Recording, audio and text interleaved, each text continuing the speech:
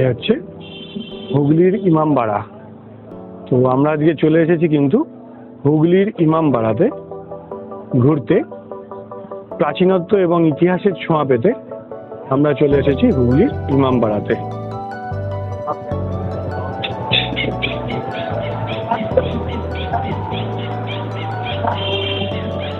অনেক বড় এরিয়া নিয়ে হুগলির ইমামবাড়া।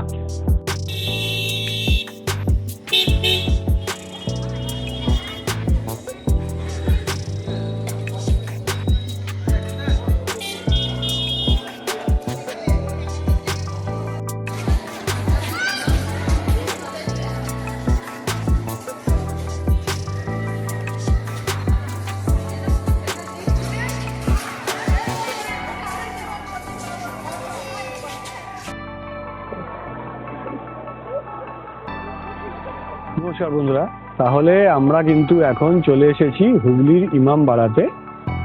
এই হুগলির ইমামবাড়া যেটা প্রসিদ্ধ তার প্রাচীনত্বের জন্য। 1841 থেকে 1861 খ্রিস্টাব্দের মধ্যে হাজী মোহাম্মদ মহসিন, দানবীর হাজী মোহাম্মদ মহসিন এই মসজিদটি তৈরি করেছিলেন। এটা হচ্ছে তাদের উপাসনা গৃহ। এই উপাসনা গৃহ কিন্তু তারা তৈরি করেছিলেন। তো আমরা এখন সেইখানে রয়েছি, আমরা ঘুরে ঘুরে দেখছি। তৎকালীন যুগে ভাবতে পারেন, তৎকালীন যুগে এইটা তৈরি করতে লেগেছিল 8.5 লক্ষ টাকা। এইটি হচ্ছে হাজী মোহাম্মদ মহসিনের যে তা তৈরি করেছিলেন, সেইটা কিন্তু এখানে লেখা রয়েছে। টোটালটা বাংলায় এবং ইংলিশে দুটোতেই লেখা রয়েছে। আপনারা চাইলে কিন্তু ভিডিওটি পজ করে পুরো জিনিসটা সম্বন্ধে পড়তে পারেন, এটার ইতিহাস সম্বন্ধে আপনারা জানতে পারবেন।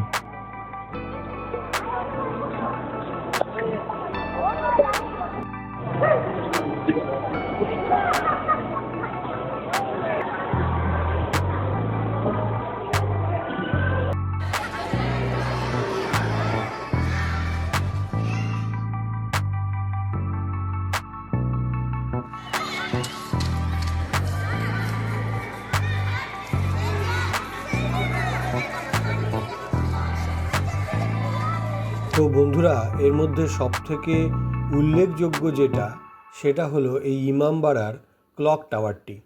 এই ক্লক টাওয়ারটি একটা খুবই অন্যতম নিদর্শন, যার মধ্যে যে ঘণ্টাগুলো রয়েছে, এই ক্লক টাওয়ারের মধ্যে যে ঘণ্টাগুলো রয়েছে, মোট 3টি ঘণ্টা রয়েছে। 3টি ঘণ্টার এক একটির ওজন, সবথেকে বড়টির ওজন 80 মণ, দ্বিতীয়টির ওজন 40 মণ এবং ছোটোটির ওজন 30 মণ।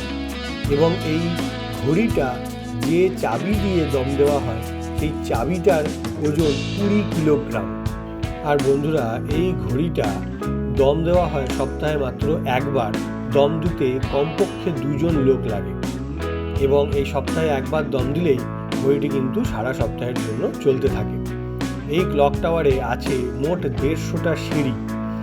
তো চলুন আমরা ঘুরে ঘুরে দেখি। এখানে কিন্তু বন্ধুরা এখানকার যে ক্লক টাওয়ারটি রয়েছে, ক্লক টাওয়ারটার ইতিহাস এখানে লেখা রয়েছে। এই ক্লক টাওয়ারটির ইতিহাস আপনারা চাইলে ভিডিওটি পজ করেও দেখে নিতে পারেন। বন্ধুরা, আমরা এখন সেই ওয়াচ টাওয়ারে যাচ্ছি। ক্লক টাওয়ারে যাচ্ছি আমরা এখন। এখানে লেখা রয়েছে way to clock tower, gents only, ladies not allowed. এখানে এই যে সেই সিঁড়ি, সিঁড়ি দিয়ে আমরা উঠবো উপরের দিকে।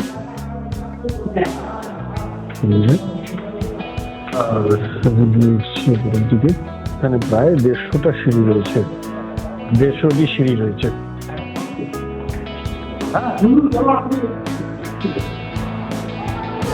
150টি প্রায় সিঁড়ি। পুরো ঘুরে ঘুরে আমরা কিন্তু পুরোটাই ঘুরে ঘুরে উঠছে, দেখতেই পাচ্ছেন, বুঝতেই পারছেন। পুরোটাই কিন্তু ঘুরে ঘুরে উঠতে হচ্ছে। এখানে ঘন্টা রয়েছে, ঘন্টা, যে ঘন্টাগুলির এক একটি ওজন 30 থেকে 40 মণ।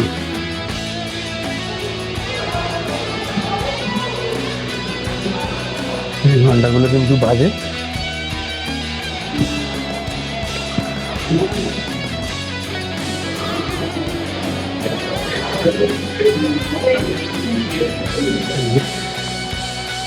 উপরে আমরা চলে এসেছি।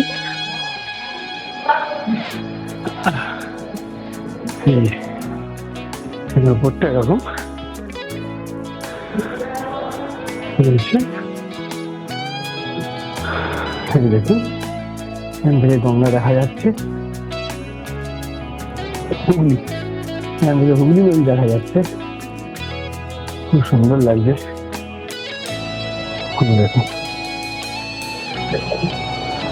আমি একটু দেখাই, দারুণ ভিউ, খুব সুন্দর ভিউ লাগছে এখান থেকে।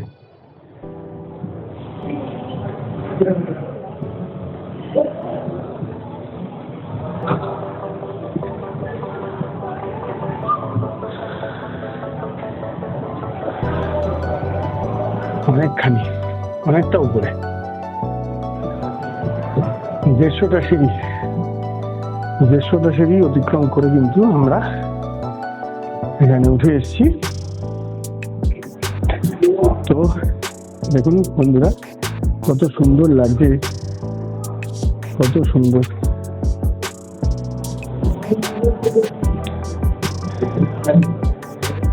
খুব সুন্দর লাগছে জায়গাটা কিন্তু এখান থেকে। হুগলি নদীকে দেখতেও খুব সুন্দর লাগছে। বন্ধুরা আমরা এখন আছি হুগলির ইমামবাড়ার ক্লক টাওয়ারের একদম উপরে। তো এখানে কিন্তু খুবই স্বল্প পরিসর জায়গা, খুবই অল্প জায়গা। এখানে ছেলে মেয়ে দুদিকে দুটো টাওয়ারে ওঠে, তো একসাথে উঠতে পারে না, এখানে সেই নিয়ম নেই। জায়গাটা খুবই স্বল্প জায়গা বলে, অল্প জায়গা বলে এই ব্যবস্থা করা হয়েছে। এবং 100টা সিঁড়ি উঠে আসতে, সিঁড়িগুলোর স্টেপগুলো যদি আপনাদেরকে দেখাই, সিঁড়িগুলোর স্টেপগুলো কিন্তু খুব খাড়া, খুব খাড়া খাড়া সিঁড়ি। তো উঠতে দম লাগে, যথেষ্টই দম লাগে। তো জায়গাটা কিন্তু খুব সুন্দর, জায়গাটা একটা আলাদাই এক্সপিরিয়েন্স হচ্ছে। এই জায়গাটা যে তৈরি করা রয়েছে সেই তৎকালীন 1841, 1861 সেই সময় থেকে যে তৈরি করা, এতদিন ধরে জায়গাটা রয়েছে, কিন্তু দারুণ লাগছে।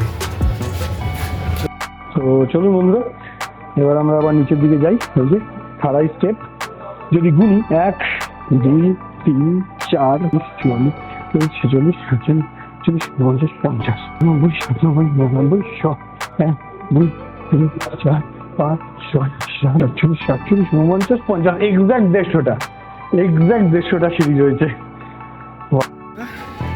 ওর থেকে নিচে নেমে এলাম, এক্সাক্ট 150টা সিঁড়ি রয়েছে, এক্সাক্ট 150টা। দারুণ লাগলো। তো বন্ধুরা আপনারা দেখলেন কত সুন্দর সেই ক্লক টাওয়ারটা। এই ক্লক টাওয়ারের ঘড়িটা কিন্তু মীর কেরামত আলী উনি কিনেছিলেন বিলেত থেকে, প্রায় 17,000 টাকা দিয়ে উনি এটা কিনে এনেছিলেন। এবং এই ঘড়িটার বিশেষত্ব হচ্ছে এই ঘড়িটাতে কিন্তু সপ্তাহে একবার দম দিতে হয়, একবার দম দিলেই ঘড়িটা কিন্তু আর দম দিতে হয় না। আর এতে যে চাবিটা ব্যবহার করা হয়, সেই চাবিটা ওজন প্রায় 20 কিলোগ্রাম ওজন, চাবিটার ওজন। তো আমরা কিন্তু বন্ধুরা উপাসনা গৃহের বাম পাশে যে জায়গাটা রয়েছে সেই জায়গা দিয়ে আমরা এখন যাচ্ছি। এইখানে একদম নদীর ধারে সামনেই রয়েছে, নদীর ধারের একদম সামনেই আমরা দেখতে যাচ্ছি কিন্তু সেই সূর্য ঘড়িটাকে, যে সূর্য ঘড়ি সূর্যের আলোর ওপরে নির্ভর করে তার সময় দেখায়।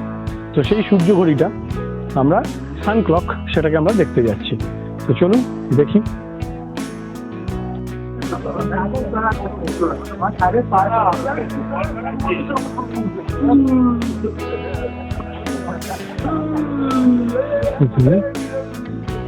সবাই সব গোলা টোলা নিয়ে বসেছে, চশমা এসব নিয়ে বসেছে, ছোটখাটো একটা মেলার মতন বসেছে। এই হচ্ছে ইমামবাড়া, এবং দূরে দেখতে পাচ্ছি আমরা ব্রিজ, এটি হচ্ছে ইমামবাড়ার পেছনে। তো এইখানে রয়েছে, এই যে এইখানটাতে রয়েছে সেই সূর্য ঘড়ি বা সানক্লক। তো আসুন দেখি আমরা,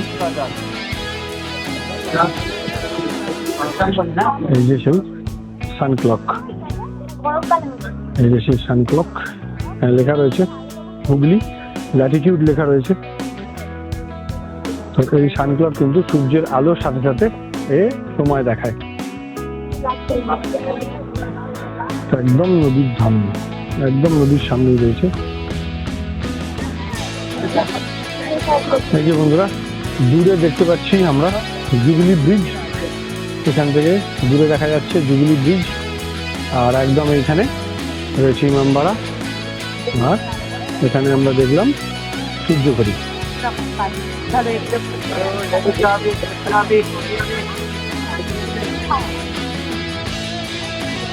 আমরা একটুখানি এই নদীর ধারে এলাম ঘুরতে। তো এখানে ঘাটে একটা নৌকো বাঁধা রয়েছে দেখতে পাচ্ছি।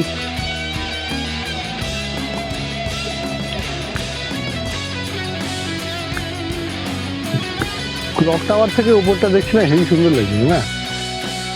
ক্লক টাওয়ার থেকে উপর থেকে এখানটা দেখতে দারুণ লাগে।